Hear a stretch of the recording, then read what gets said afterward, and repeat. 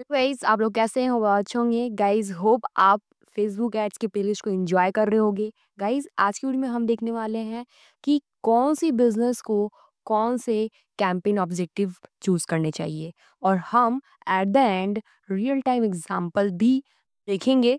तो गाइस इस वीडियो को एंड तक बने रहिएगा।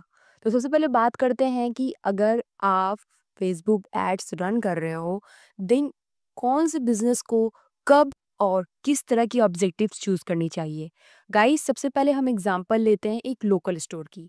अगर आपकी एक लोकल स्टोर है और अभी अभी आपने उस स्टोर को ओपन किया है तो आपको यहाँ सबसे पहले अपने लोकल एरिया में 10 किलोमीटर या 5 किलोमीटर एरिया में अवेयरनेस कैंपेन रन करना होता है जिससे आप लोगों को अवेयर करो। जैसे कि अगर हम क्रिएट पे आते हैं यहाँ पर सबसे पहले आप अवेयर करोगे लोगों को। लाइक सबसे पहले लोग आपको बिल्कुल नहीं जानते तो आपको सबसे पहले अवेयरनेस का कैंपेन रन करना है जिसमें लोगों को आप अपने लोकल स्टोर के बारे में बताओगे कि आप इस लोकेशन पे एग्जिस्ट करते हो और आपकी ये स्टोर इस लाइक बेसिकली कौन सी टाइप की जो भी आप सेल कर रहे हो उस टाइप की ये सेलिंग आप कर रहे हो। तो वो सारी चीज़ दिखानी है। लेकिन लोकल स्टोर अगर आप है तो हो सकती है मोबाइल की हो सकती है या इलेक्ट्रॉनिक्स की हो सकती है या फिर फैशन क्लोथिंग की हो सकती है जो भी है। तो आप लोकल स्टोर ओपन किया अभी अभी आपने, लोग आपको नहीं जानते देन आप लोगों को बताने के लिए अवेयरनेस कैंपेन रन करोगे।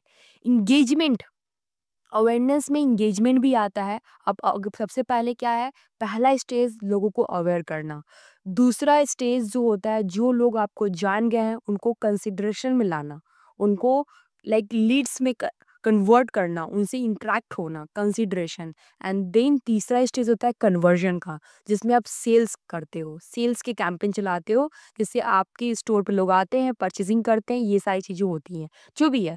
ये 3 स्टेज से आपको गुजरना होता है हर एक फील्ड में। अगर आप लोकल स्टोर हो या फिर ई-कॉमर्स स्टोर है या फिर आपका सर्विस बेस्ड बिजनेस है या कुछ भी हो, तो ये हम सारी चीज़ें डिस्कस करने वाले हैं गाइस। अभी सबसे पहले मैं यही डिस्कस कर रही हूँ, अगर आपका लोकल स्टोर है तो आपको किस तरह से आगे बढ़ना है।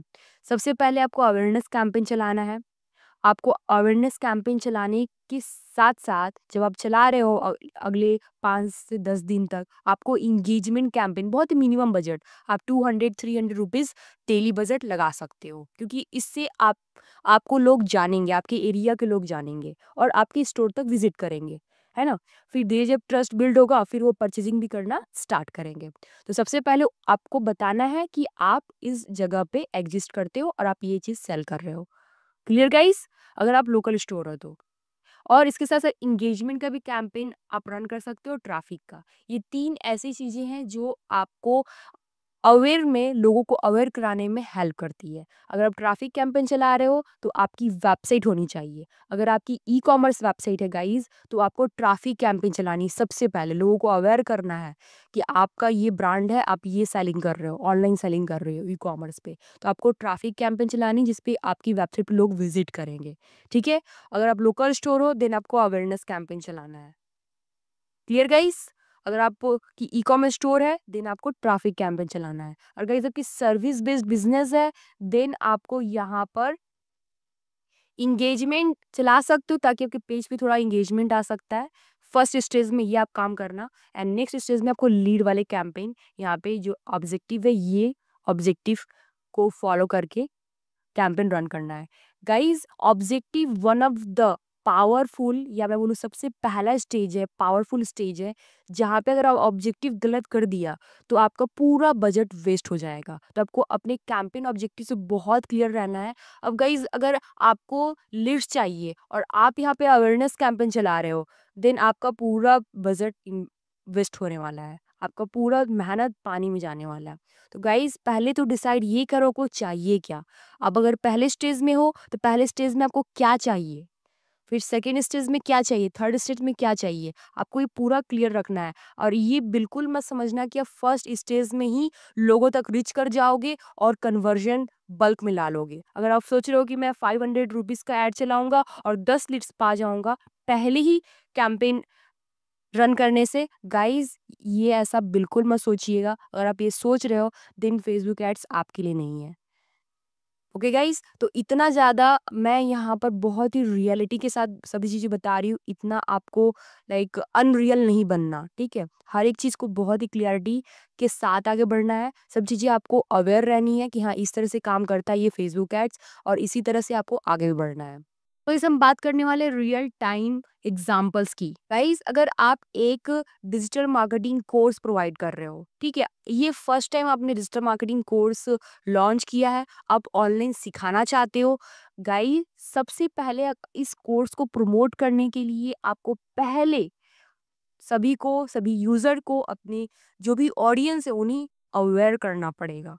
सबसे पहले स्टेज अवेयरनेस का कैंपेन आपको रन करना पड़ेगा। सबसे पहले आपको अवेयरनेस का कैंपेन रन करना पड़ेगा एंड दूसरा स्टेज आपको कंसिडरेशन का कैंपेन रन करना पड़ेगा। कंसिडरेशन यानी कि लीड्स कैंपेन, ठीक है? लीड्स की कैंपेन आपको रन करनी पड़ेगी जहां पे आप लोगों से लीड्स पाओगे। मतलब यहाँ पे क्या हो रहा है, पहले आप कोर्स कैसे प्रमोट करोगे कि आप जो है आप डिजिटल मार्केटिंग सीखना चाहते हो, वो भी बहुत ही सिंपल और इजी भाषा में विद प्रैक्टिकल नॉलेज। इस तरह से लोगों को अवेयर करना होगा, ठीक है? पहला स्टेज में अवेयरनेस एंड दूसरा स्टेज में कंसिडरेशन।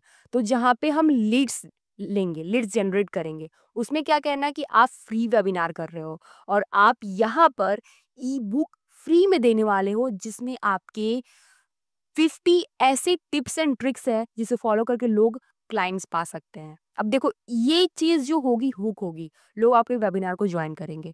अब जो लोग वेबिनार को ज्वाइन करेंगे उसके बाद ही आपको क्या करना है, सेल्स मतलब कन्वर्जन का कैंपेन रन करना है। आप साथ ही साथ वहीं पे सेल कर सकते हो या फिर जो लोग आपसे इंटरेक्ट हो चुके हैं उसके बाद उन्हीं को रीटारगेटिंग करके कन्वर्जन का एड रन कर देना है, जिससे आपको सेल्स हो जाएगा। आपकी वो जो लीड्स थी आपके पास आई है वो कन्वर्ट हो जाएंगी, आपकी सेल्स में वो कन्वर्ट हो जाएंगी, आपके कोर्स को वो परचेज करेंगी। यहाँ पे आप उनको फुल डिजिटल मार्केटिंग का कोर्स 50% ऑफ करके सेल कर दोगे। तो इस तरह की हुकिंग पॉइंट आप रख सकते हो और अपनी इस बिजनेस को ग्रो कर सकते हो।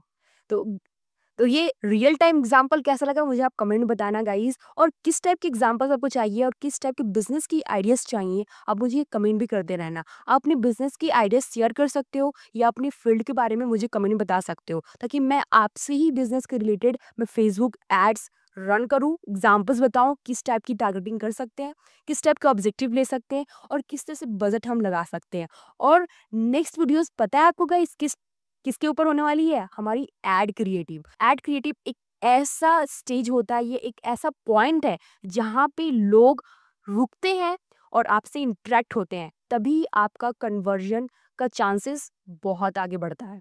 तो नेक्स्ट वीडियो में आपको यही बताऊंगी कि आपका एड क्रिएटिव कैसा होना चाहिए, किस तरह से आपका कैसे आपका आरओआई इंक्रीज हो सकता है। आरओआई मतलब रिटर्न ऑन इन्वेस्टमेंट।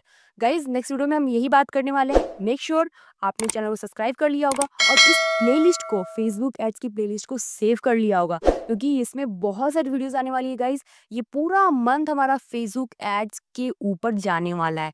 तो जो भी डाउट आ रहा है, जो भी कन्फ्यूजन हो रही है, सब कमेंट करते रहो। हर एक कमेंट्स के रिप्लाई मिलेंगे और डेडिकेटेड वीडियोस भी आएगी। सो मेक श्योर आपने चैनल को सब्सक्राइब कर दिया होगा और बेल नोटिफिकेशन को हिट कर दिया होगा। मिलते हैं नेक्स्ट वीडियो में। Till then thank you so much and bye bye.